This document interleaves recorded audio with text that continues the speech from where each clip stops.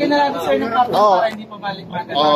Hindi, may plastic kami dyan. Then pwede natin sir itali kahit corner to by corner. Hindi siya pangit tignan. Maski nasa gilid ng ganyan. Ang building natin.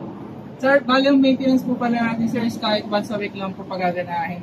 Once a week papaganahin, sige. Then sa change oil po natin sir is 20 hours po. Then next po natin is 100 hours na po. Engine oil. Diesel yan ha, pang diesel, engine oil. Opo.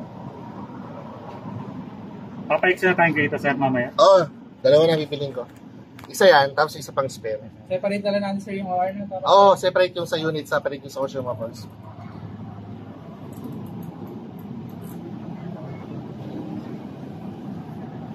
Makakaubos siya ng halos isang litro. Ano?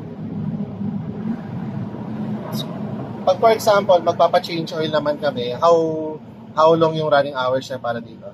Yun nga sir, yung first 20 hours sir, yun po yung pinakaunang change oil niya sir.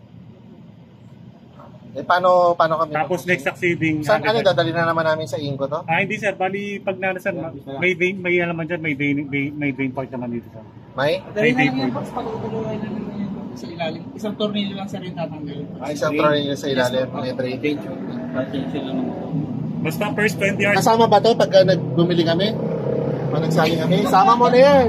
Paano namin na yan? Wala kaming ganyan. Wala kaming ganyan. May mga langis na kan ngayon na. Yes sir. May built-in na. Hindi pa sir, wala pa sir. Bigyan mo kami ng ganyan, yung buto. Lakad namin yes. Sama mo na. Yung karamihan ng langis ngayon sir. Papalitan mo lang.